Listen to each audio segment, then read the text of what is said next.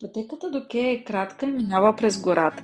На пътя обаче срещнахме една братовчетка, която се припичаше на слънце. Малко след това вече бяхме в лодката.